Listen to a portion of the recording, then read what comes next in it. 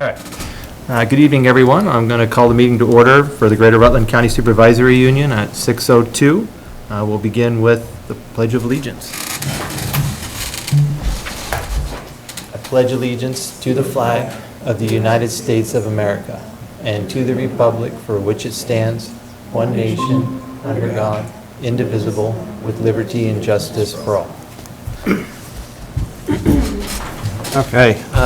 First order of business is to approve the agenda. I would like to add an addition to our executive session for contracts and personnel. With that amendment, is there a motion to approve the agenda? So moved. Motion by Lisa to approve the agenda. Any discussion?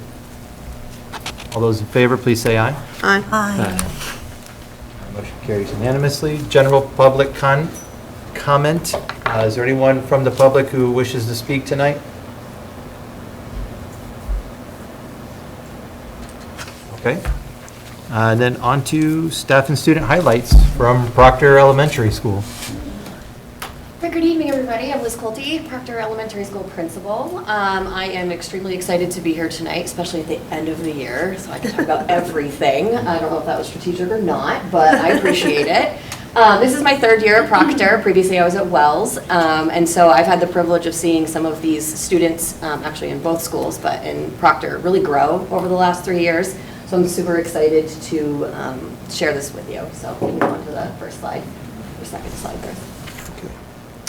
So our school goal was ownership of learning, and this is a picture of our 6th graders who just came back from their class trips, so in Boston about a month ago. And what we really focused on this year was students representing the learning targets, leadership opportunities, project-based learning, and I really pushed my staff this year to take leadership on as in professional development or coming up with ideas that they wanted to see and change in the school. And that's going to be something that I'm going to carry on next year. I have some staff moving on in different ways, and so we're bringing in some new folks as well, some new to education and some veteran. So I'm excited to see what those folks have to offer. We did some internal shifting as well. So really that's our big focus, and we're going to carry that as a sub into next year as well. So not every slide has text, I promise. So if we want to go ahead to the second one, that'd be great. So we also had the opportunity to partner with several community challenges that were going on.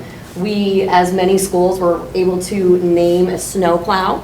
And so this one was named Frostbit because Frostbite was already taken. You can only have one name used at a time. So our 3rd graders were selected out of every class that participated, and that was the winning name. So Frostbit made its way through Route 3 and throughout some of the state roads in order to keep us at school all winter.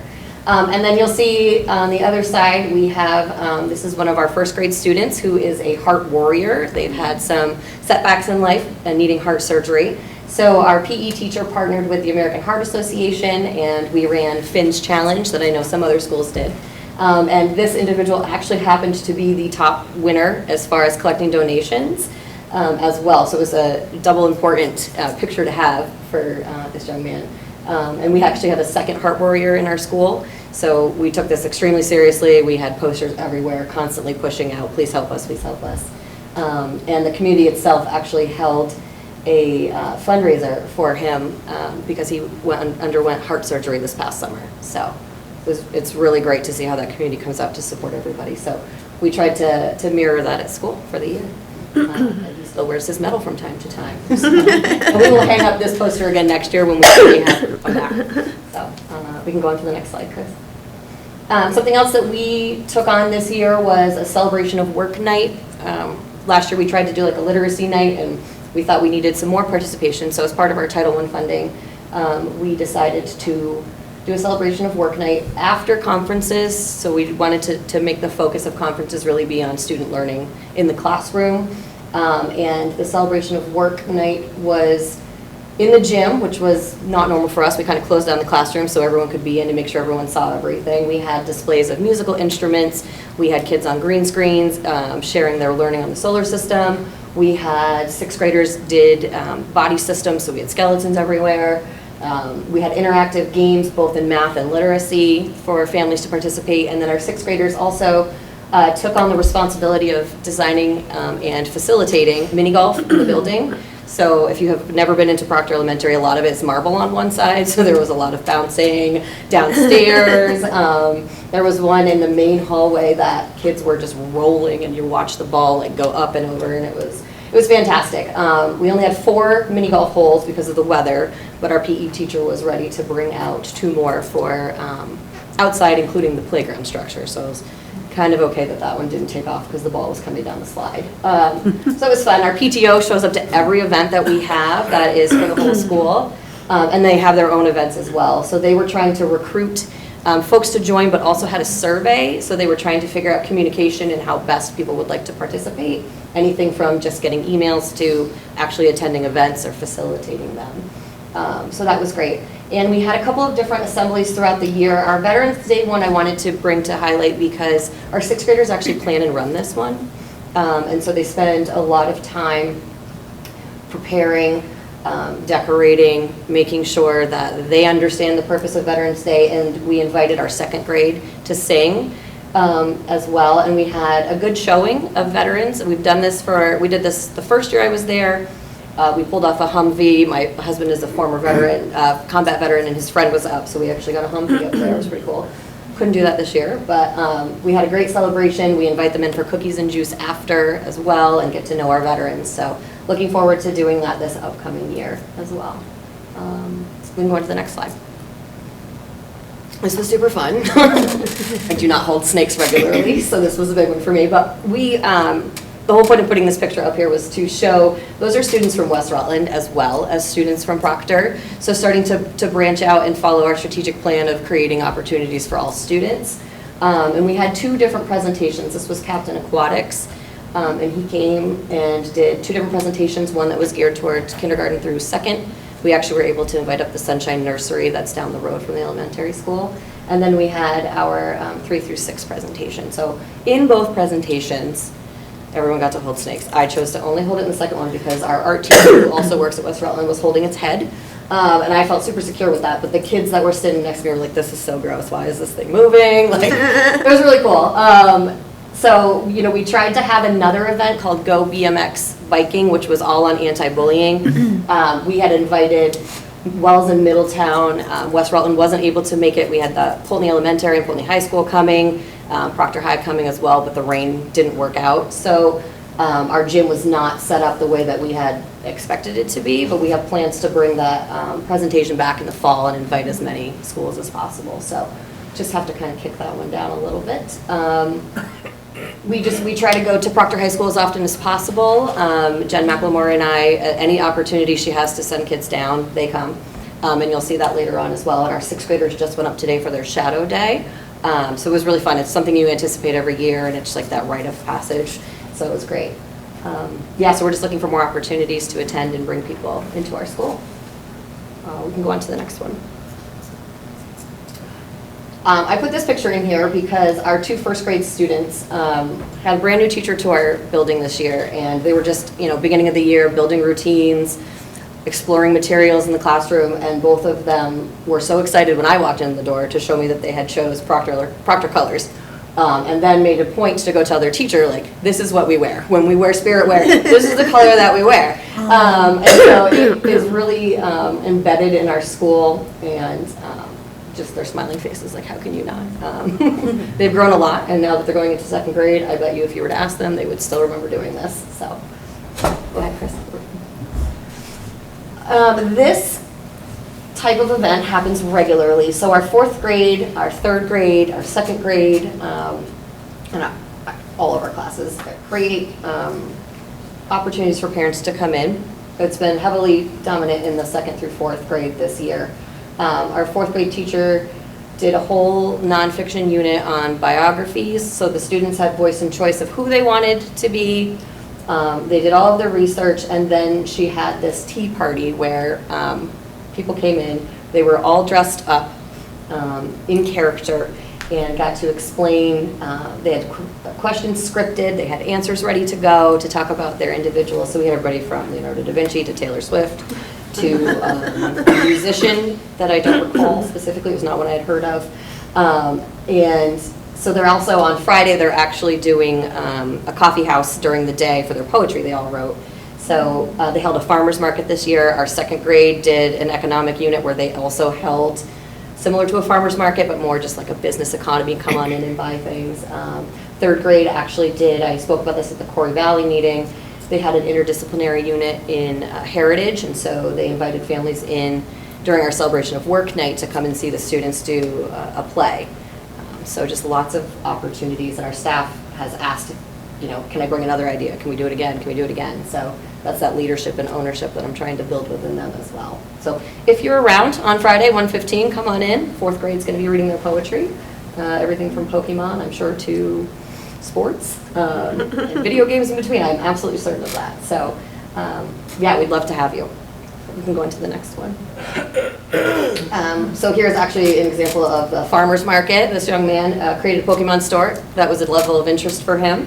And so you had to go up and you couldn't buy anything, but you had to interact with customers and explain your process and the research that you did. Again, we had seed growing, we had ice cream, it was everything, it was great. And then the other picture I put in here was showing that ownership of learning. So one of the things we worked on with the 6th through 8 math teachers last year and into this year was really trying to prepare our students for algebra.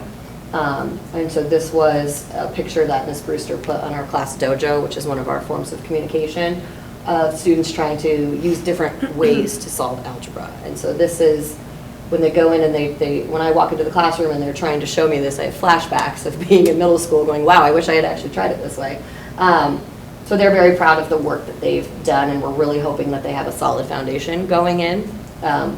This is just one of many examples of how we allow students to show their thinking in a way that makes sense to them using the parameters that we put there. We can go ahead. I think I have. Okay, so this one and one more. We also had some students take on some opportunities to reach out to local challenges as well. So our student over there holding the paper wrote an essay for Earth Day and won. And so they were acknowledged at the state level as well. And then second graders building volcanoes, because I didn't have control over that. No, but no. Ms. DeFeo is fantastic. She always explains everything to students, but then lets them take over. And so this group actually raised butterflies this year. They've done volcanoes. They have built biomes. They're just such a fun class to spend time with. So they had learned about erosion, and this was right before they went to their Wonder Feet trip where they learned more about erosion. So another one of those connections to further learning. And the next one is the last one. Yep. So this is our pre-K. When I talked about merging with the high school. So those are high school students coming in to support pre-K. We do have one high school student that comes over on Tuesdays and Thursdays and spends like an hour with preschool. So that's been a nice connection we worked out with Sarah Taylor to kind of build that background as well. I also have former students that have graduated from Proctor subbing in our buildings. I've had staff members who have graduated all the way through working in our buildings. We have teachers who are community members, so really just trying to embed as much as we can so that the heart of Proctor stays there, but also we have staff who have come from different parts of the state, other parts of the country, bringing in so the kids have just a global experience of what's going on. But most importantly at Proctor, we like to have a very good time. So Mr. McGee, who came from Rutland Town before, throws his annual Glow Day, and so that is a preschooler who was enjoying full-on Glow Day, which was part of our winter carnival. So that's, while we know learning is important, we really focus on a safe and inviting environment in our buildings, and that's what we do at Proctor. So thank you for having me. I appreciate it. Thank you. Say that again?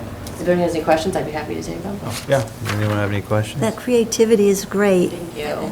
Thank you. I try to have a lot of trust in my teachers and let them do things. So they'll come and check in, and I have this great idea. Excellent. What do you need from me? And then I'll support them all the way through. So it's a lot of teacher-led. It's great. So thank you. That's because you're a good leader yourself. Thank you. I appreciate that. It's taken a while. I've gotten there. Great. Anybody else? No? Well, thank you for having me. I really appreciate it. Thank you so much for all your work and your support as well. Okay. Thank you again. All right, we'll move on to the consent agenda. We have the minutes for May 6th. If there's no amendments, we'll take a motion to approve those minutes. So moved. By Lisa. All those in favor of approving the minutes, please say aye. Aye. Motion carries unanimously. And for the warrants, we have two warrants, 433 and 435. Any questions?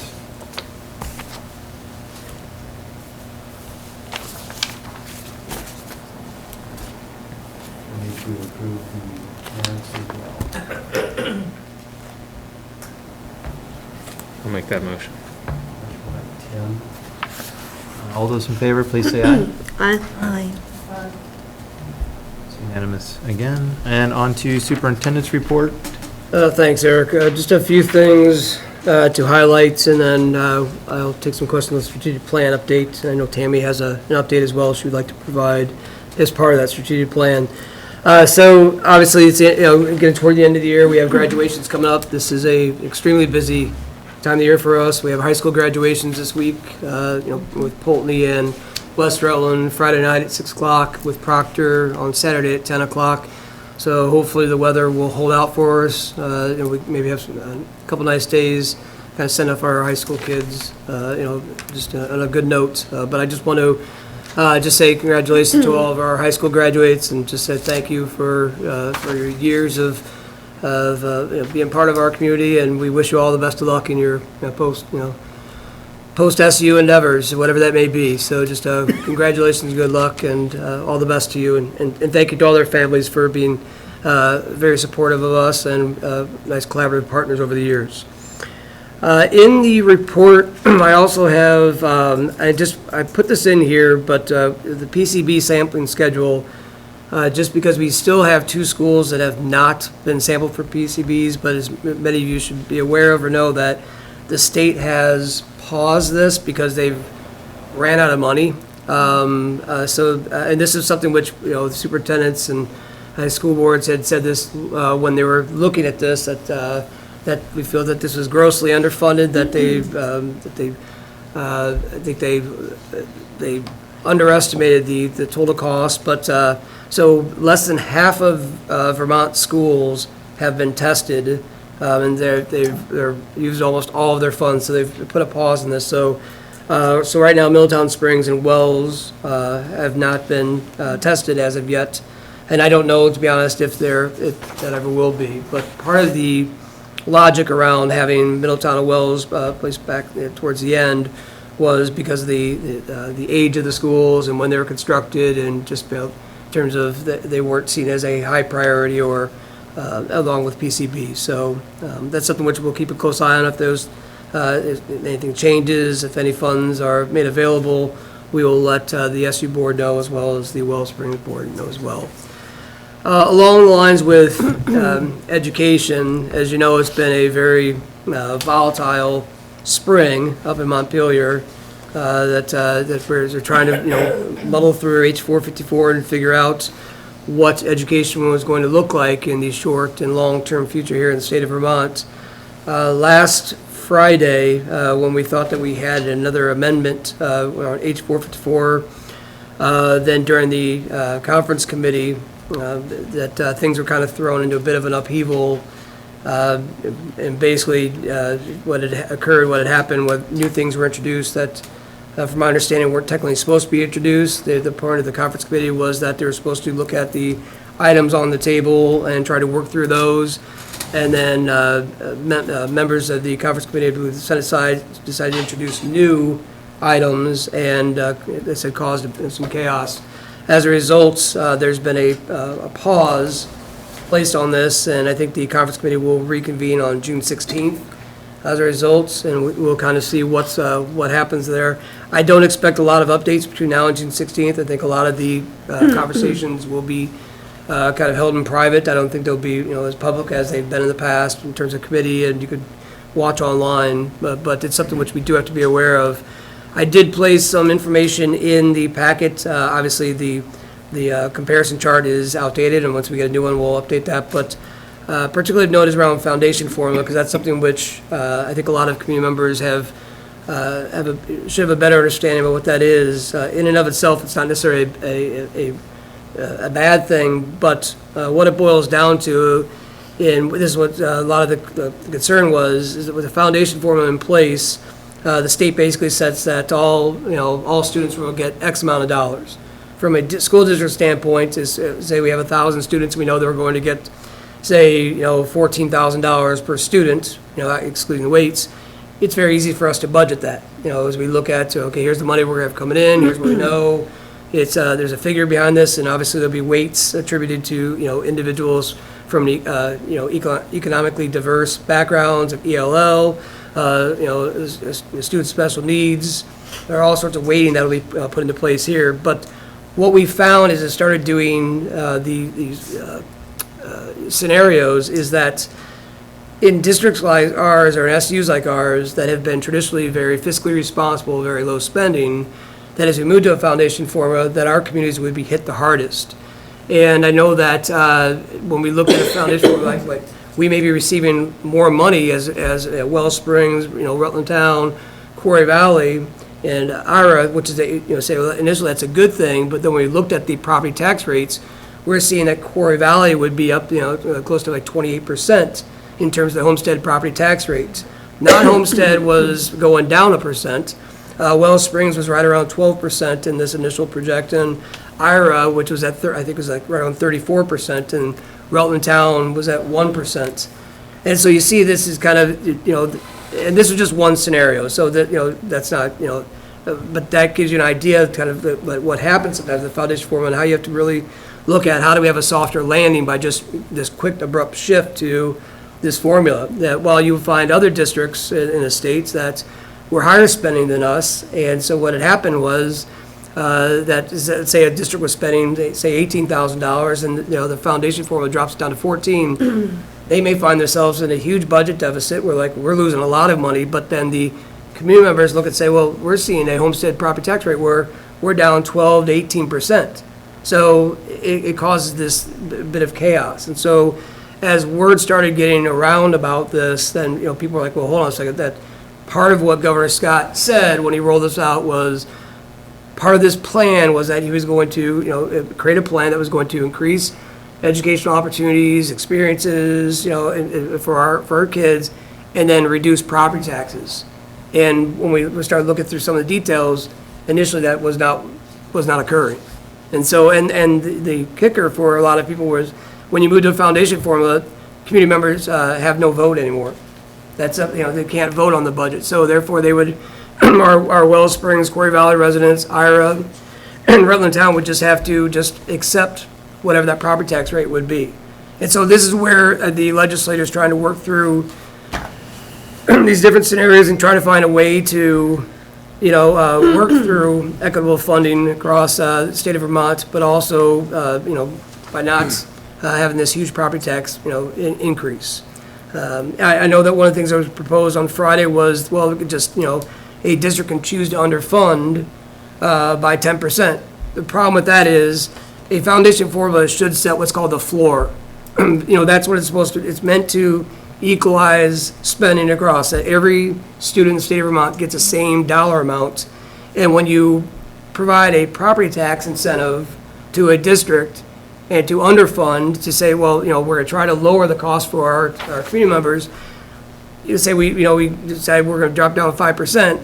Now we're underspending, and while other districts are saying, well, we're going to stay where we're at, or other districts might sit there and say, well, we need more money, and they're going back, so you create larger gaps. And they can vote for 10% more. Correct. So there is this bit of disparity, this inequity that they have to work through. So and like I said, I know the legislators are trying to quickly move through this, and it's not pointing fingers. It's a very complex process that they need to work through because of the way education is funded in the state of Vermont.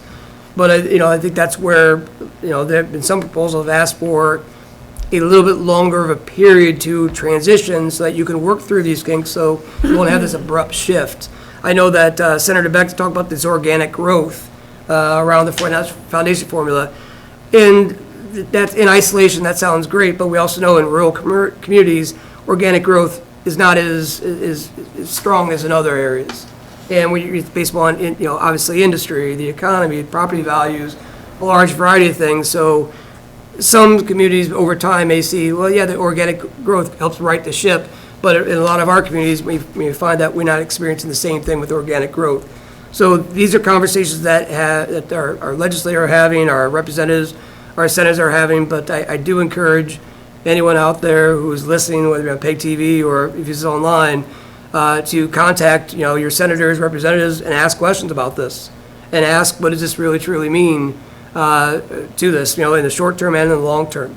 And this is not about, saving schools or else. It's really, about going back to what Governor Scott said, I think, which we all agree in, is we want to make sure that we are providing all of our kids with access to high-quality education, great programming, but at a reduced cost. And we want to make sure that whatever that plan is, does that. It doesn't, overpromise, then underdeliver, and then just, we get just stuck in a situation where 5 years down the road, we're like, well, that didn't accomplish what, we needed to accomplish. So this is kind of where we're at with this. I don't know if anybody has any insider input there.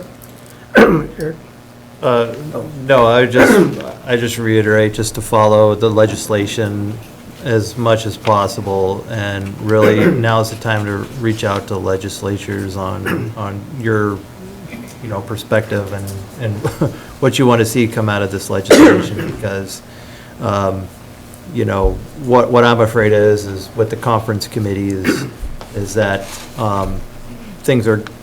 something's going to come out of that without the process that we've seen, where we've seen a lot of Senate and Ed meetings, and you can hear what's going on,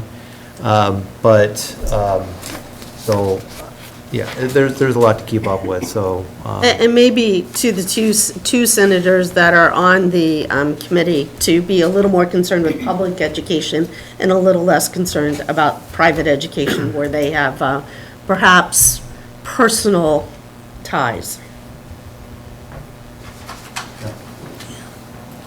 And I know that VSBA, I do believe, sent out an updates, probably like maybe an hour before this meeting, but there was a letter from the members of the House on the conference committee, basically outlining, here are some of the things that they wish to do in a proposal they're going to present to the Senate members of the conference committee. So if you want, take a look at that, it kind of outlines what what they're going to do. But like I said, I don't anticipate hearing a lot publicly between now and the 16th. But if we do, we'll. Well, they said they were going home to speak to their constituents. We'll see. That never seems to work well in our area. They seem to hide.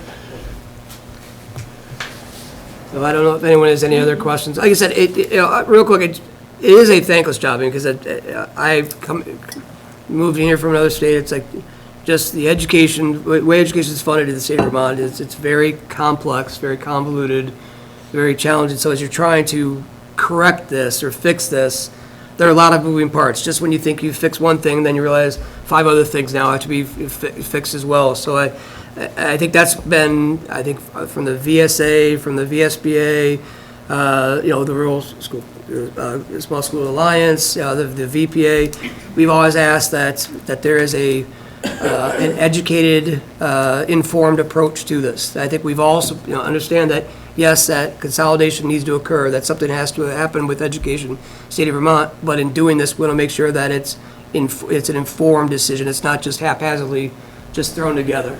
And I think that's what we've been asking. That's where you hope that the legislator, as they set forth a plan, the plan will take that into consideration, as well as they work through scenarios, they will be willing to adjust and say, well, that didn't really work out. So we don't find ourselves in a scenario we found it last spring, where at the last minute we're having to completely try to figure out how to redo budgets because of some unintended consequences of a piece of legislation that was put forth. And it should be a balance of being fiscally responsible and meeting the needs of our students so that they can progress to the best of their abilities. Yep. All right, any questions on any of that?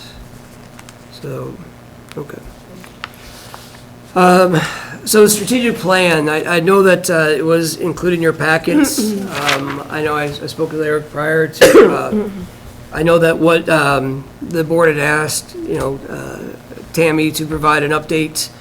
We thought it might be good just within the scope of the strategic plan, since the work that she and, and the admin team are working on really aligns with the strategic plan.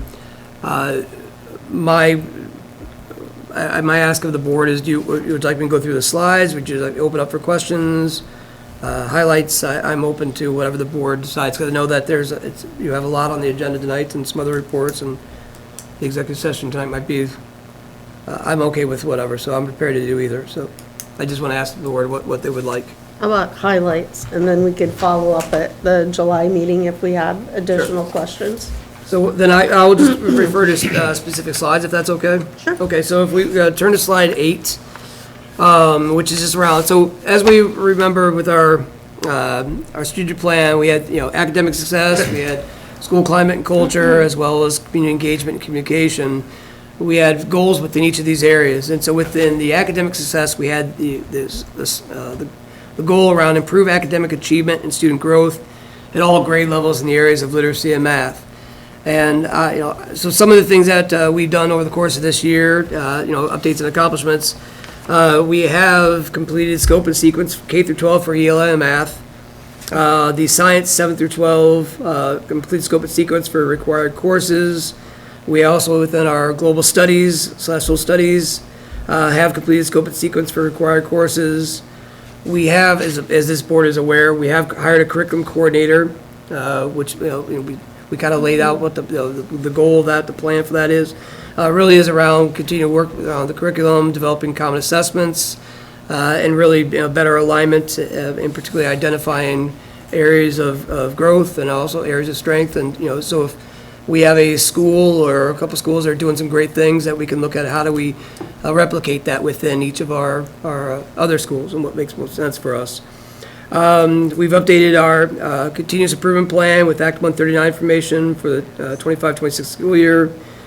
Bridges training was completed during March in service. All admin have received Ed quality standards training, and action planning begun for 25-26. As you know, those have been updated, so we have reviewed that. I know that Lisa and a few of our admin have been going to regular trainings, but also doing some turnkey with the admin, so we are up to speed on the Ed quality standards, and we have an action plan ready to go for the 25-26, so we will be, all schools will be compliant and ready to go for that. I know we have, and I know that we have Sarah and Sandy here will talk more about the work they've been doing this year with Roland and the toolkit for evidence-based literacy strategy, so I won't talk too much. I'll say that for you. That's okay? All right. UFly training, which is the University of Florida Literacy Initiative. We provide all K through 2 teachers, and the focus will be on implementation in K through 2 grades in all of our schools. We obviously literacy and math, big focus, and we really want to do a lot with the early education. Feel that we get, early on, we want to try to, lessen that gap, get them on in a good place foundationally. And then as they matriculate through our schools, we will continue to support them and build through. But this way we won't see gaps as kids move through our system where certain kids are at certain levels than others. And then the ongoing development of secondary multi-tiered systems of support for the, like I said, for our 7 through 12 and what that looks like. All right.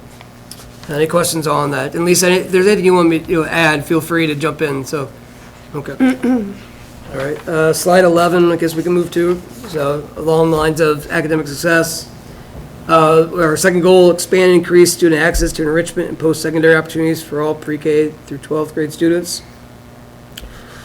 So there, as we go through this, obviously there are things that we would like to do, but as we've part of one of the big discussion around the state of Vermont around consolidation is saying that if we really want to increase opportunities for our students, we have to look at how do we better consolidate. And I know that our SU and our schools have really looked at how do we do this, but there are a lot of logistical concerns, just around geography, about transportation of students, transportation of staff, and what that really looks like. We found that, yes, we could maybe offer a course virtually, but is that ideal for certain curriculum?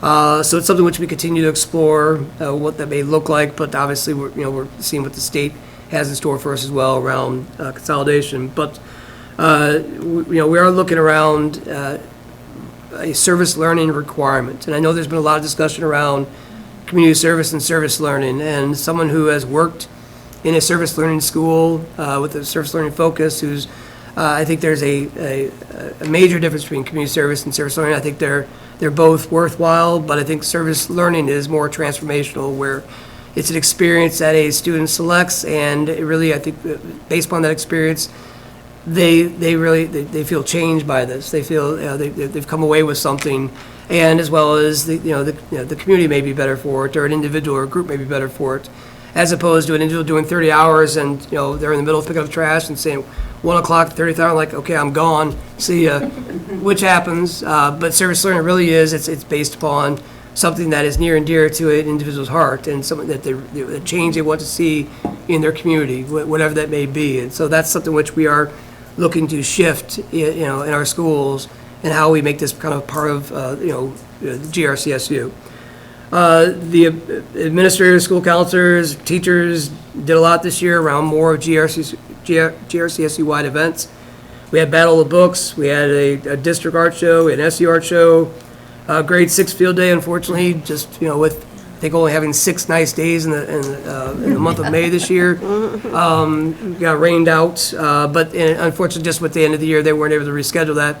But I do want to thank all the teachers and staff who spent a lot of time and energy on putting that together, but unfortunately, it just didn't come to fruition this year, but hopefully next year. And then also for the high school, we had to bring back the trades, which was a great event that they had. So we are looking at how to do more SU things, and I know that we have some other items that we will take a look at as well. Tammy, I'm going to turn over to you if that's okay, because I think keep it in line. So slides 13, I think is what you're. Because the third goal for academic success is around, like I said, continuous service for our students, special education. So Tammy. So goal 3, improve and expand the continuum of services for the special education students. So, and this, is from 2023 through 2028. But what I want to do is, we embedded the slides I had created to kind of review this year. So what we did this year was we created the program, the classroom, the bridges in Wells. So I want to start with that. I want to kind of redefine or review what that program is about, and then recap, and then we'll talk about the connections, the hub, and then I kind of want to talk about where we're going for next year and what we'll be working on. So the Bridge Classroom at Wells Village School was created as a district-wide program. This was to address students whose educational disabilities, were the ones that struggled with that self-regulation, the emotional regulation, the social interactions. These students in this classroom require specialized social, emotional, and academic support. They're there to make effective progress in both the academic and social development. The Bridge Classroom is designed to provide long-term support, helping students take full advantage of both the academic and social opportunities within the school. So our students, while they may receive their core academics within the classroom setting, in the Bridges Classroom, we do have them going into the school setting for maybe lunch or maybe recess or maybe some specials when they're able to do that. The recap for this program, which has been very successful this year, this is the group that transitioned from the Wellness Center. If you remember back in November, we started having these conversations when we decided that that program at the Wellness Center was not benefiting that cohort of students. Since then, we have had one student fully transition back to their home school, and they are very successful in the mainstream classroom. The remaining students within the classroom are making both academic and social gains and are working to increase their inclusion. So they are doing really well. In the Connections classroom or program at the high school, again, if we remember, these are the kiddos that came from Lehigh when Lehigh closed down. We have kiddos from Proctor, West Rutland, Rutland Town, and Pontley. Students in the Connection program have complex cognitive and social needs.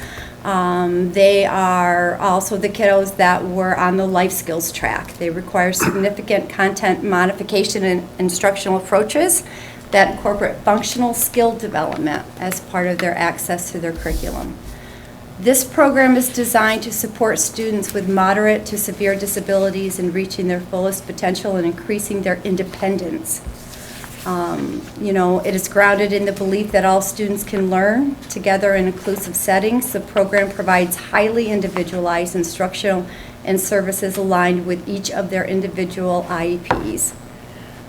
Connections emphasize inclusive education as a foundation for preparing students with disabilities for integrated adult lives.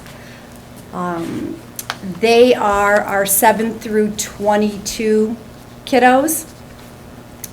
And so this year, we had Community Connections, Castleton University Adaptive PE and Fitness class, Public Library, Young at Heart, local food eateries.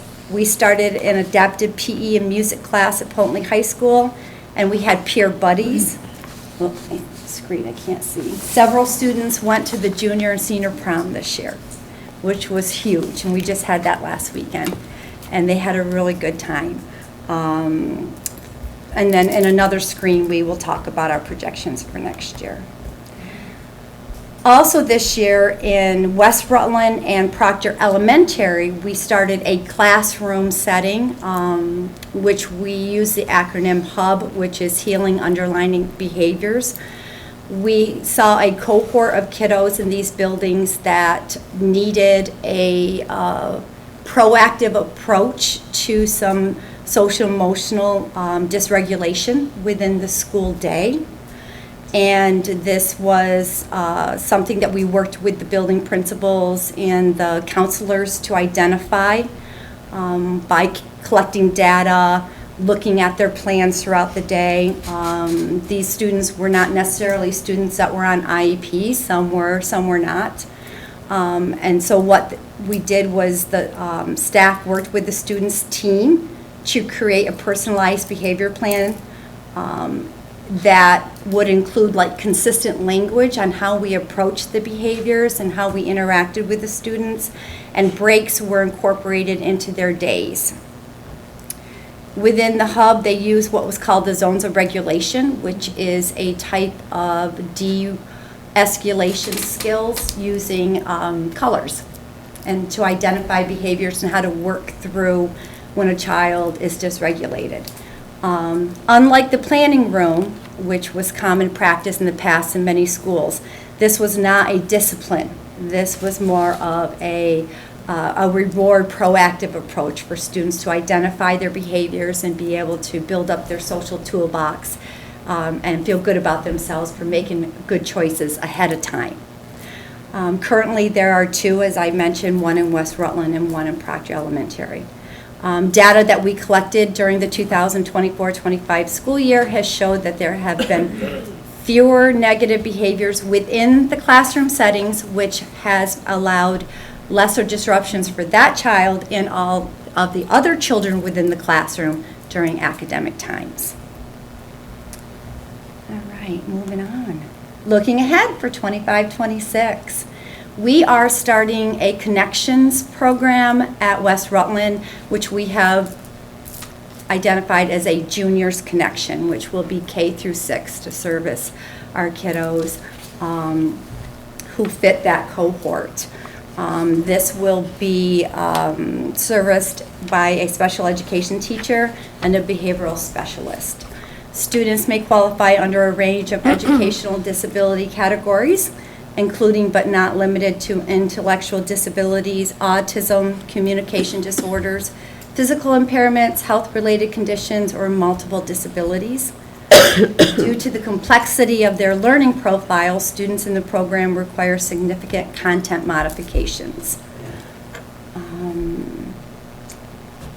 And we also will be working on establishing a comprehensive referral and exit criteria, develop a structured referral process for existing alternative programs, including clear exit criteria as we guide students who may be transitioning out of the Bridges classroom and reentering the general classroom setting into the mainstream school. We are also tuitioning our first student from another SU next year into our Connections program at the high school. So this is huge, to be able to offer that to other supervisory unions and generate revenue for our schools.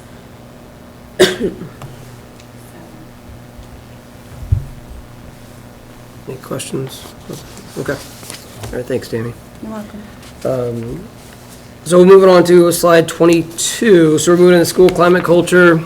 Around the first goal, hire, retain, and build the capacity of highly effective staff members. Some of the things we're looking to do. Obviously, we understand that the importance of the contract and what that looks like. But in addition to that, we had really spent some time this year on developing a draft of what's called a hiring statement, which we believe that as we make a posting, whether it be on School Spring or some other place, that we really try to encapsulate what it means to work within the GRCSU. And this is obviously was directly tied to our portrait of graduate, our strategic plan, our vision, and our mission.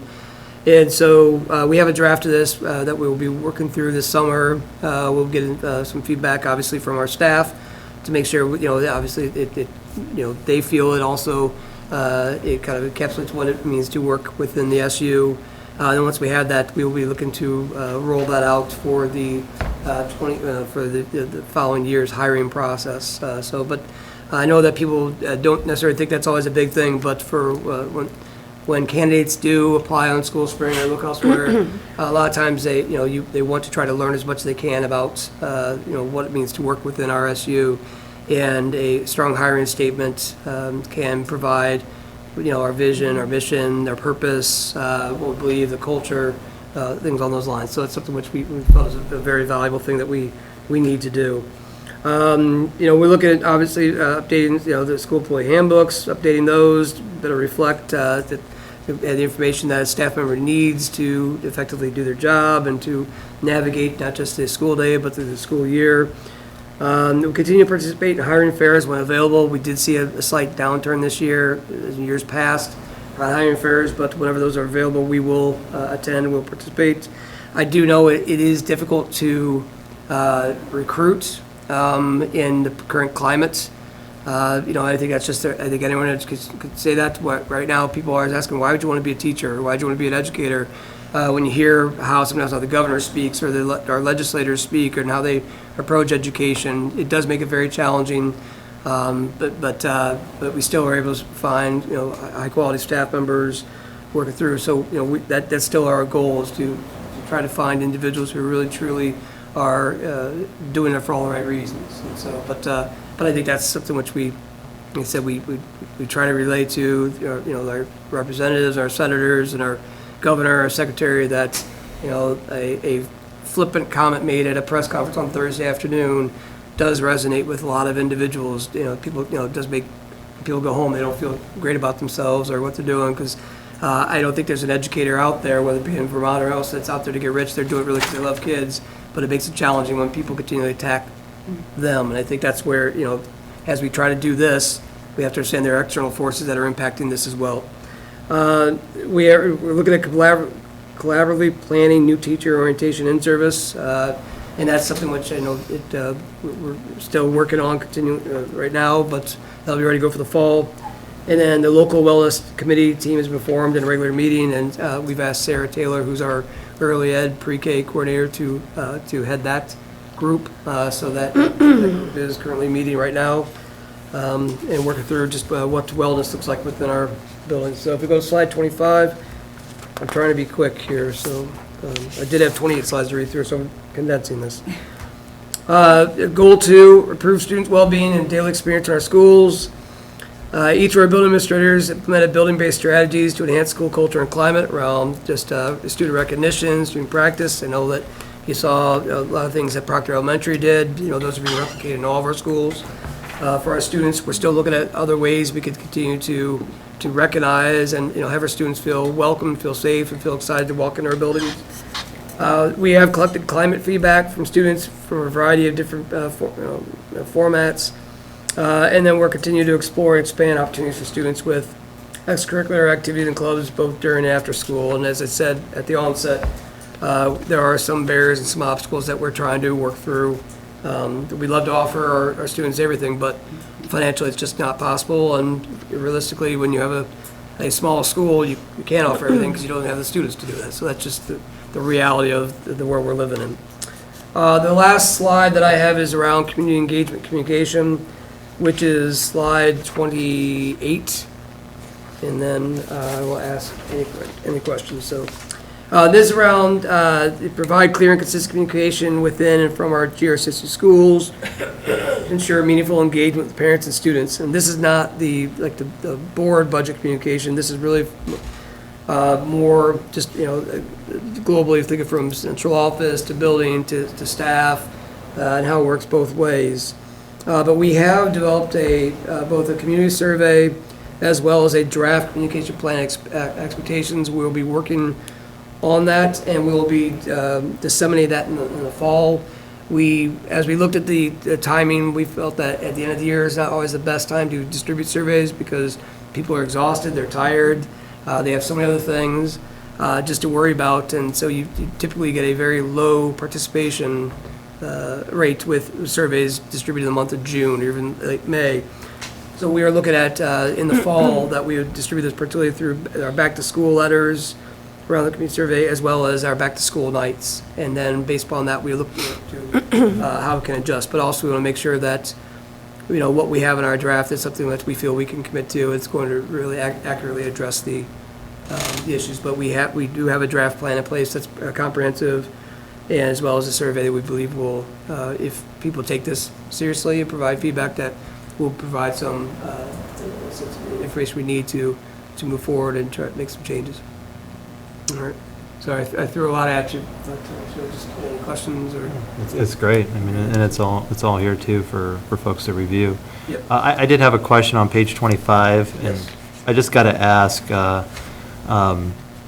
It says getting to the Y/P2C2 and DREAM. Like, what are those acronyms? What does that mean? I'm going to let Lisa. Lisa is the acronym person, so because Lisa, do you see what they're asking? The acronym? Are they getting to the Y? Yeah, PC2. the getting to the Y and P2C2. The getting to the Y is focused on the youth adult partnership team coming together to look at the youth at-risk survey data at the secondary school level and use that data to develop a school plan for how they might support students based on what the results of that survey were for their school. And it's a facilitated process that supports the team in doing that. And P2C2 is the same sort of process done at the upper elementary level with youth adult team partnerships, but they come up with the survey questions for students in their school at the upper elementary level, and then they use the results of that survey to develop an action plan for how they can support students in their school. DREAM, I don't know what that acronym is. I'm sorry to say. It's a peer mentoring program where the high school students go down to the elementary school and work on social emotional learning. Sarah knows what that is. Thanks, Sarah. Could you say that again, please? Yeah, it's a peer mentoring, or near peer mentoring, so the high school students go down to the elementary school once a week for like an hour, and they spend time with the elementary school students on social emotional skills. Yeah. Well, that's great. A lot of our schools have different, like, big buddy, little buddy programs, or they have a lot of different names for them at different schools and different settings, but it's a very common practice across our schools to have older students engaged in informal mentorships and opportunities to interact with younger students. Any other questions? That's all I had. All right. Thank you for the update on the strategic plan. All right, if there's no other questions, we'll move on to, well, before we do, any other questions on the superintendent report or strategic plan, just to make sure? All right, so the assistant superintendent's report, Lisa? I don't know if you wanted to add anything, or if you just, if you didn't have any. Good evening. I do. I just have a couple quick items. First, I just wanted to let everyone know that we still have not received our CFP grant allocation for next year. Last year, if you'll remember, it was Memorial Day, which is the latest it had been, and now it's June 3rd so far, and we haven't seen it, so we have a new record. But we're still going to turn them in by June 30th, because that's when they're due. So we'll be working on that at the end of the month. All of the schools have done a fabulous job with their continuous improvement plans. Thank you to those of you who've been part of those processes at school-based meetings. And you'll be seeing those start to roll forward to your local board meetings, as well as once we'll get them finalized and wrapped up and then on to that set of agendas as it's appropriate, as we did in years past. And I think those are sort of the two big grant-based highlights for me, other than thanking our teachers and principals. We've had a really strong group working together to frame out the elementary math block model guidance for the fall with our new Bridges rollout and trying to support our K-5 teachers in making sure that we have a consistent and aligned approach to how we're implementing Bridges as we move into the fall. And that's some great math leaders from across the SU and different schools, and principals have freed them up for some time to be able to meet and come together, and we're really close to having a good solid draft, and we'll be ready to share that with teachers in June. So I appreciate that group and their expertise and their time and their willingness to work together on that project with me. And speaking of people who are wonderful working together on projects, we have two with you tonight, and linked into my report is a brief presentation, which Chris, I'm assuming they would like you to share if you would be so kind. So we have two Roland Fellows in our supervisory union who were selected a year ago. Oh, thanks, Chris, he's back now. Were selected a year ago, and they have they originally presented to the Corey Valley board when they began their project and shared sort of the big overarching goals and the work they would be doing there, because the work started at Proctor High School as a pilot and a sort of microcosm and a place where ideas were able to get off the ground and get rolling, and they had a lot of feedback. And one of our goals for their work was that it would be able to spread across the supervisory union and really have impact on all of our schools. And lo and behold, here they are at that point already, where that is beginning to happen, and the work that they're able to do and the opportunities that they're able to create for our teachers through the Roland Foundation and through the funding that they've received for that project is now moving into the system level. And so we asked them to come tonight to share with you. You're going to see some request forms coming through for contracts for PD and stipends, and before those got to you, we were like, this is a great opportunity. Let's bring this to the GRCSU level board, the big board, and let them hear about the great work that Corey Valley has known has been happening. So I'm going to turn it over to Sandy and Sarah, and maybe Chris will share their slides. They're linked. I need you to share it with me, Lisa. I don't have it. Oh, again, come on, Lisa Madison. Momentarily, and they're going to talk to you through it.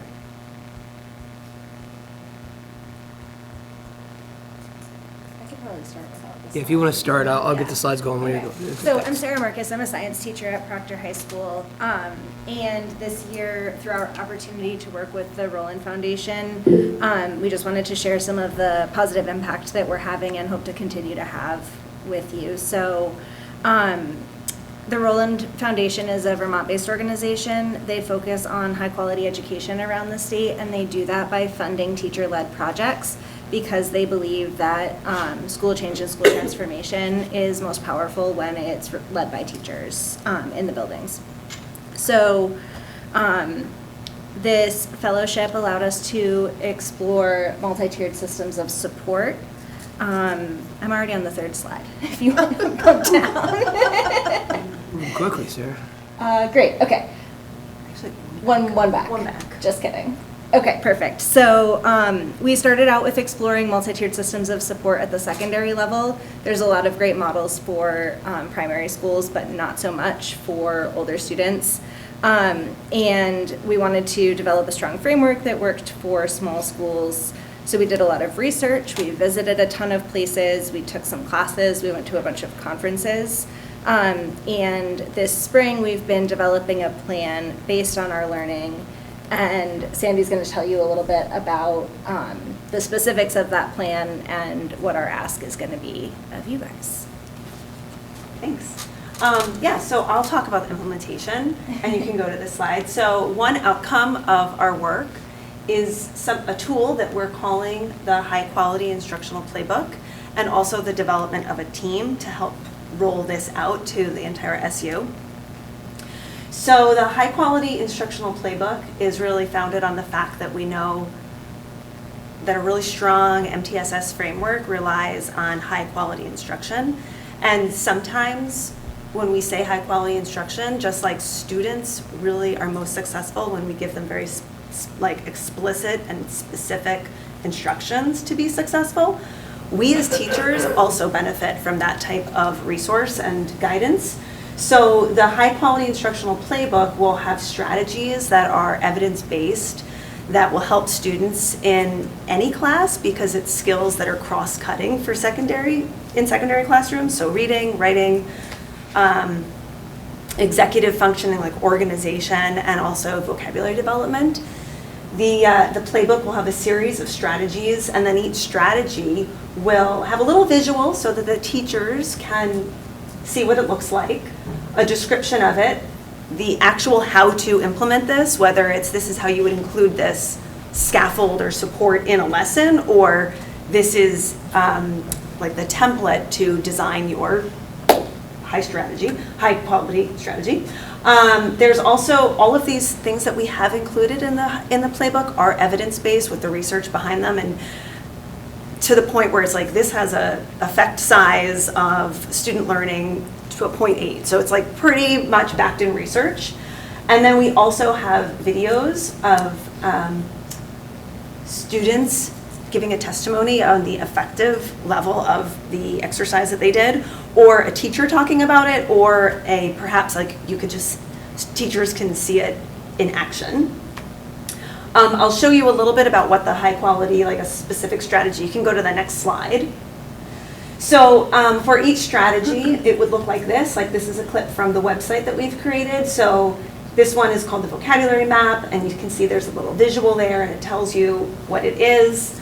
I have linked in a video. So this is what we hope our videos to look like. This is 2 minutes of students giving some testimony of using the vocabulary map. At Proctor, there is a common assessment, writing assignment that all the students do. So before the students did this assessment, Linda McEwen created a vocabulary, like it's a modification of the vocabulary map. It gets to the same point so that students would go into this assessment with all having a lot of experience with some words that are in it. So the students I'm going to stop talking about it because the students do a better job than me. Can we click on the video?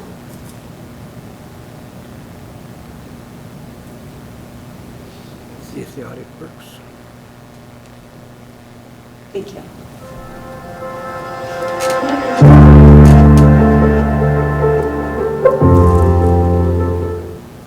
So a vocab map is like when you get like a word, you have to like get the definition of the word, you have to do like a drawing of the word, like act of someone using the word, and then you have to like write a sentence with the word.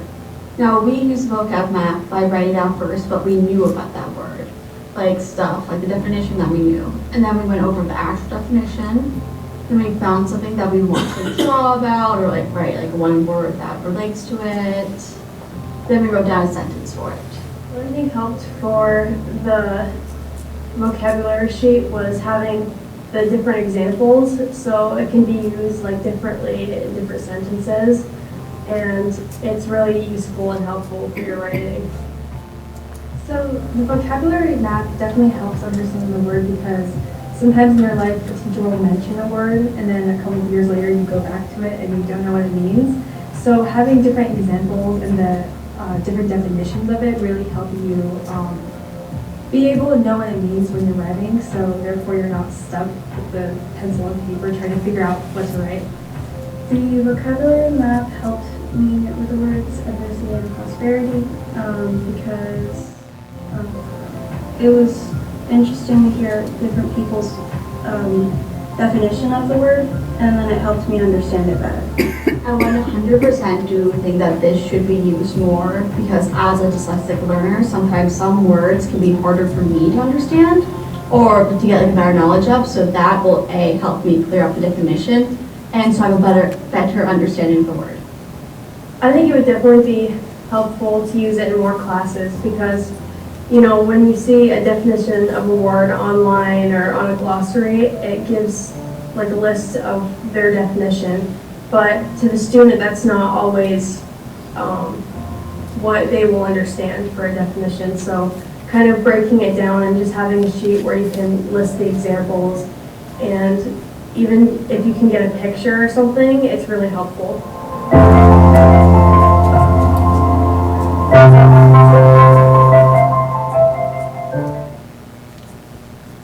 And there's just one more slide to go back to.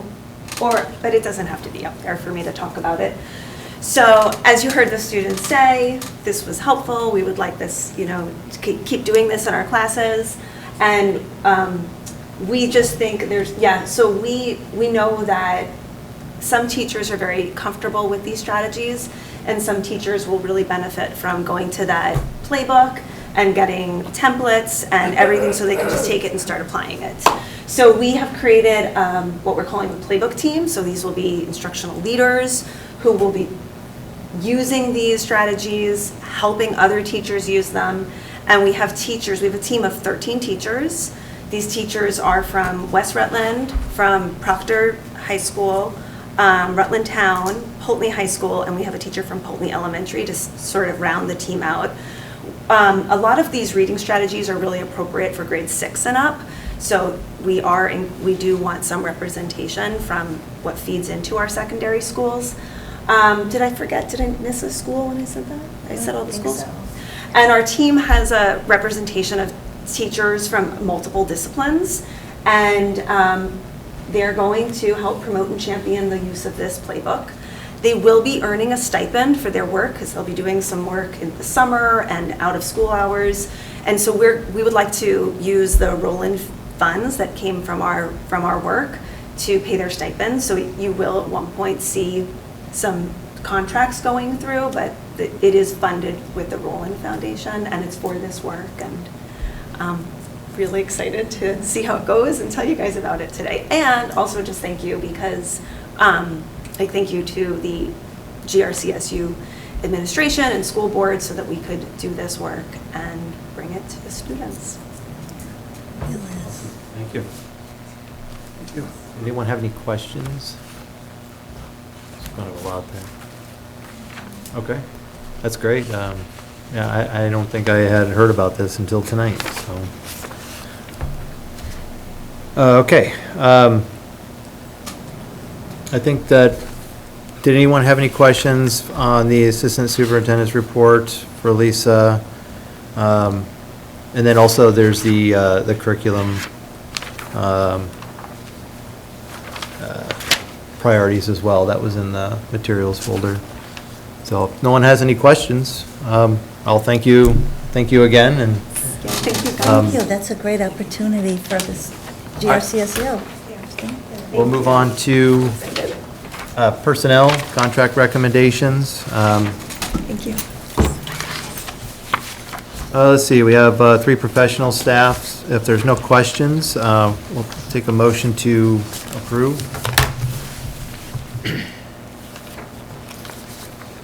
I'll make that motion. Motion by Tim.